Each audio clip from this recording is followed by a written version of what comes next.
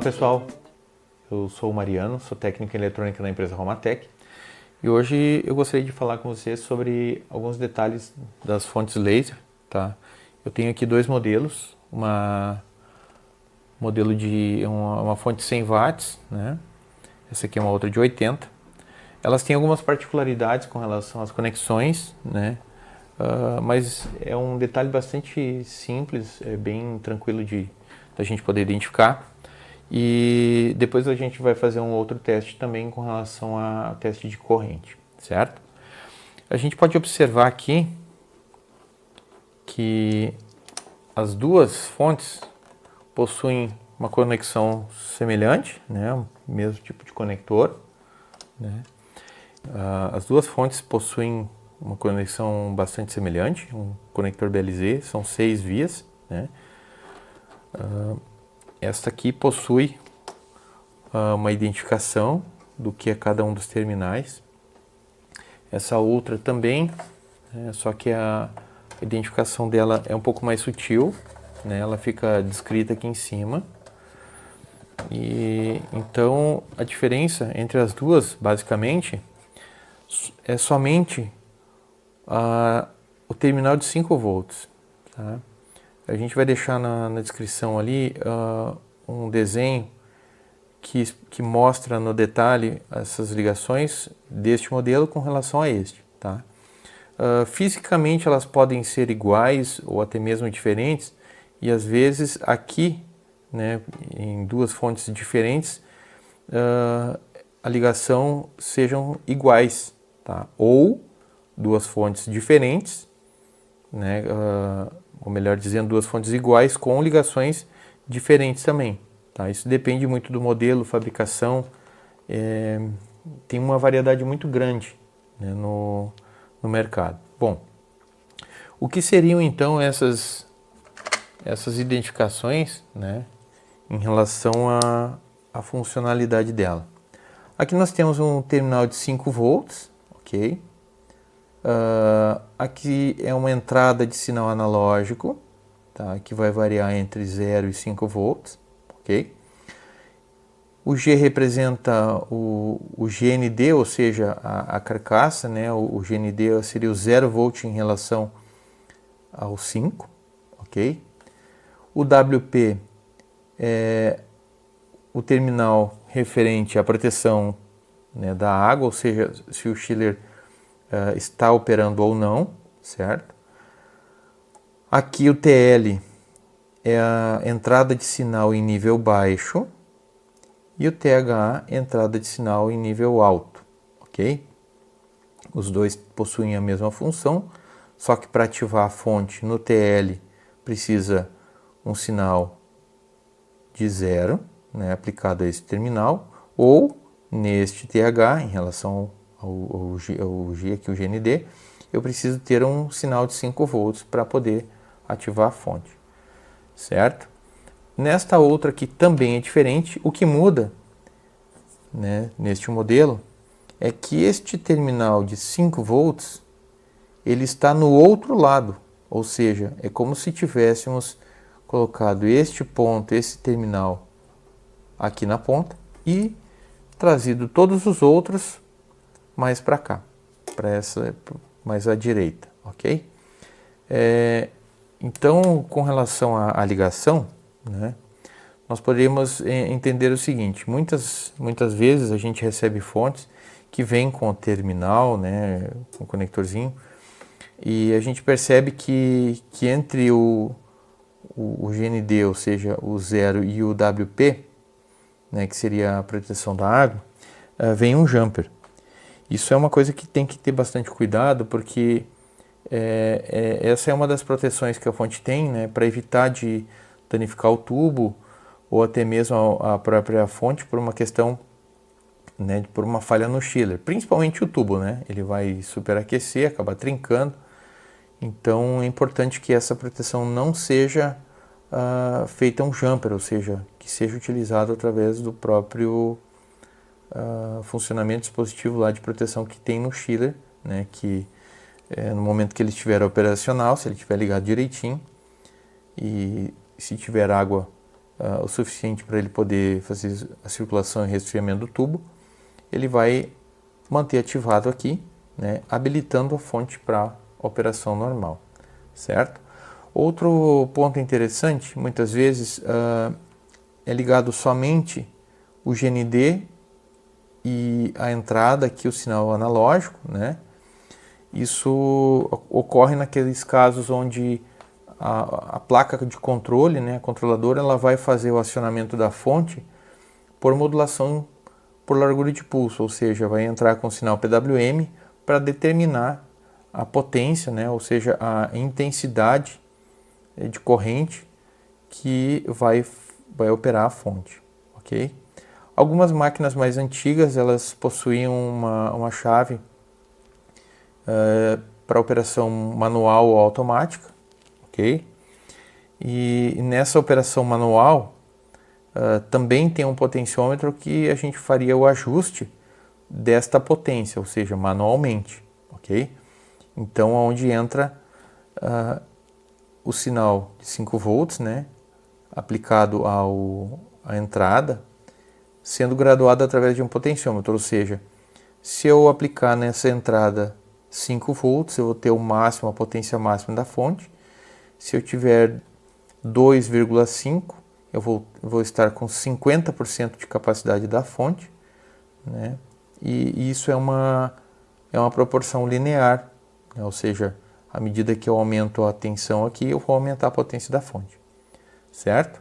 Este botãozinho de teste é um dispositivo, né, para esta fonte possui, ou seja, para fazer um teste manual, né? Esse outro modelo aqui é um modelo mais antigo, não dispõe desse recurso, né? Então não teria como fazer esse teste, né, esse autoteste aqui da própria fonte para identificar se é um problema com o tubo, né, ou com a própria fonte ou ainda com a controladora, ok?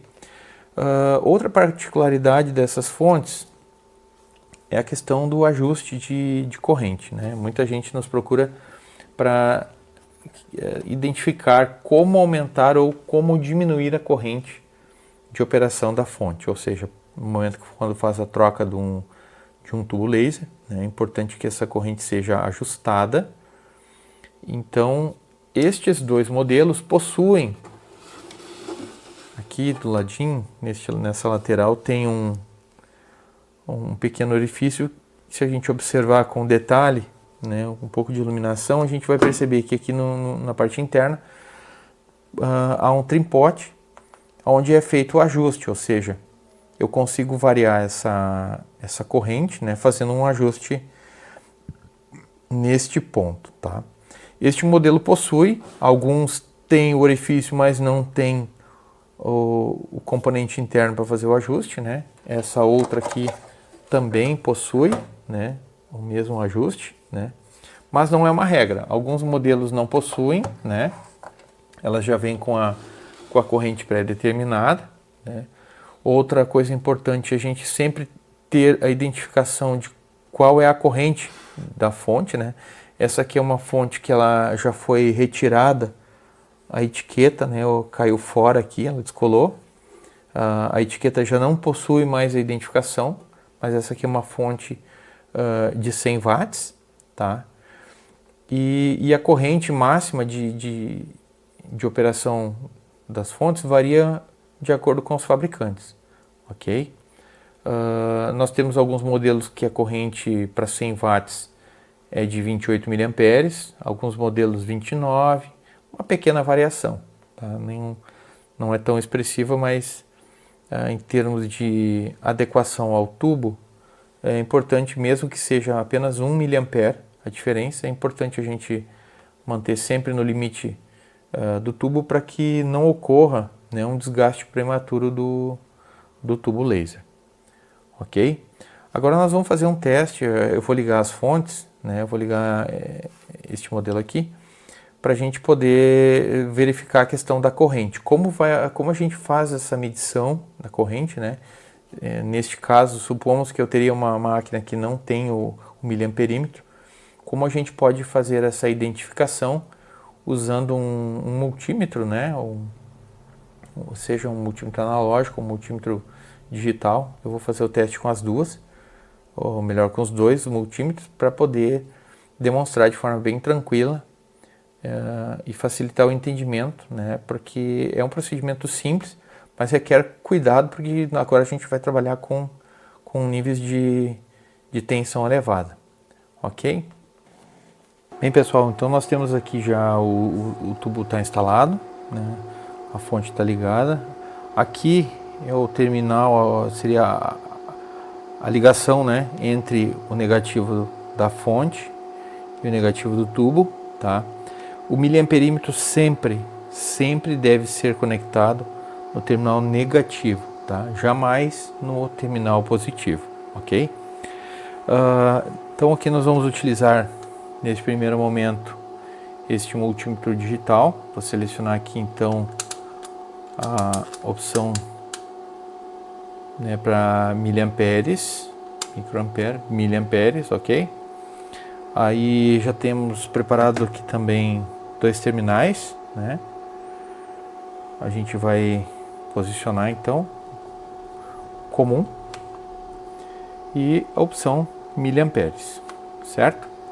Agora a gente vai poder abrir este ponto, tá? Mas observem o seguinte, está ligado, tá?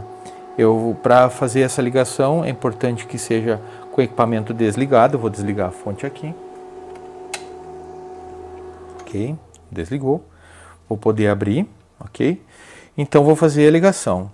Na fonte, eu tenho que ligar o terminal, o comum, ok? Que seria aqui a entrada. O terminal que vai para o tubo, a gente vai poder ligar o outro terminal, ok? Então nós temos um miliamperímetro digital inserido no circuito, ou seja, agora à medida que tivermos uma potência de corte aqui, ok? Temos uma medição. Vamos ligar a fonte novamente. Muito bem. Está ligado. Eu vou iniciar com uma potência um pouco baixa, né? Porque o intuito é fazer medição e não um teste de potência, ok? Vamos lá. Primeiro teste, 6 mA, vou aumentar um pouquinho. 13 mA, tá? Potência máxima 29 mA, ok? O mesmo teste, tá, de potência, ó, 14 mA. O mesmo teste ele pode ser feito com um instrumento analógico, ok? Ele também faz a mesma medição, ou seja, na escala em miliamperes, ok? E normalmente nas fontes o instrumento ele é um instrumento analógico, ou seja, ele é um instrumento menor, né, tem uma graduação que normalmente vai de 0 a 50 miliamperes e ele tem apenas 2 terminais, ou seja, são os únicos 2 terminais que são feita a ligação, ok? Agora, do modo como está ligado aqui, eu simplesmente vou substituir, né? Nós temos aqui 14 miliamperes. Eu vou deixar na escala de 25 neste instrumento. Então devo ter algo aproximadamente nesta posição, né? De 0, 5, 10, 15, 20, 25, né? Vamos fazer a troca aqui do instrumento. Mesma coisa aqui. Ok. Agora este outro instrumento. Espero que não tenha reflexo. Vamos lá. Vou fazer um teste aqui, depois eu aproximo. Ó, tínhamos 14 miliamperes neste instrumento. Segundo este instrumento, nós temos 13 miliamperes, tá? Essa diferença, ela pode ser para mais ou para menos, independente do instrumento, ok? É importante sempre ter em mente que o instrumento que vai fazer a medição deve ser um equipamento que tenha a sua incerteza já pré-definida, ou seja, se esse instrumento ele tem uma diferença de 2 mA, a medição que eu vou ter aqui, eu devo acrescer 2 mA, tá? Não vou entrar no mérito de qual dos instrumentos está aferido ou não, né?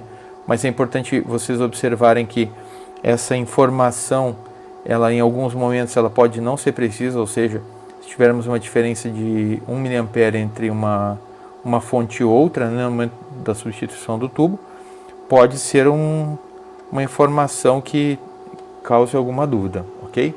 Mas, de modo geral, essa diferença não interfere. Então, vamos ver se a gente consegue observar melhor aqui. Vou tentar manter estável aqui, ok? Vou fazer o mesmo teste de novo. Olha ali, a gente pode observar 12,5, 13 mA, certo? Se a gente aumentar essa corrente, né, obviamente ela vai aumentar aqui também, né, 17,5 e assim sucessivamente. O que a gente precisa ter cuidado? Alguns casos, tá?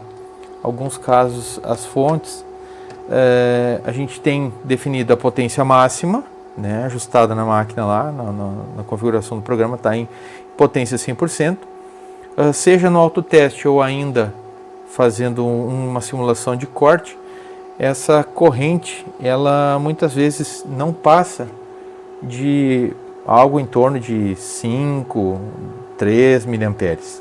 Algo neste sentido assim, ó, ficaria assim o instrumento, ok? Mesmo sendo potência máxima. Isso indica um defeito da fonte, né? Nós não temos uma circulação de corrente suficiente para que o instrumento consiga fazer medição, né? E isso pode ocorrer por dois fatores. O primeiro deles, que na maior parte dos casos é o que afeta, certo? É a questão de haver um defeito especificamente na fonte, né? E ela não estar fornecendo alta tensão. Outra fonte deste mesmo problema é o tubo, né? Já estar no final da vida e não ter mais capacidade de exigir essa corrente, ou seja, não consegue, mesmo que tenha alta tensão, não há a circulação de corrente para fazer o acionamento do mesmo e, consequentemente, fazer o corte ou a gravação. Ok? Só vou mais uma vez aqui substituir um instrumento, né? Porque aqui nós temos uma corrente bem baixinha e a gente pode observar isso aqui também neste outro instrumento aqui, tá? Aqui, vamos lá. Ó, em torno de 2, 3, poderia ser um problema com o próprio tubo ou algum problema com a fonte. Então, neste caso, o botão de autoteste da fonte poderia ser um teste rápido para que se fosse feita uma análise na intenção de eliminar a placa de controle, ou seja, que seria o comando que viria do computador para a fonte, certo? Mas isso a gente pode verificar num outro vídeo. E caso vocês tenham dúvida com relação a essa ligação, né, a gente vai deixar no link, na descrição do vídeo ali, um link com o esclarecimento e com o diagrama dessa ligação, para ficar bem claro. E caso alguém tenha ainda alguma outra dúvida, pode deixar a sua pergunta nos comentários ou através das nossas redes sociais. Ok, pessoal? Espero que vocês tenham compreendido como é a medição, né? Mesmo que a máquina não tenha um miliamperímetro instalado, é possível fazer a verificação, identificar através de um multímetro digital ou analógico, né? Sempre observando que a sua instalação ou a ligação do instrumento, né, o miliamperímetro, deve ser sempre no terminal negativo, né, para evitar risco de dano no instrumento ou até mesmo algum acidente, como um choque elétrico, alguma coisa assim, certo? Caso vocês tenham alguma dúvida, a gente está à disposição para esclarecimentos e à medida que houver alguma dificuldade, seja para algum ajuste, vocês podem entrar em contato através dos telefones, rede social, a gente vai estar à disposição, ok? Muito obrigado.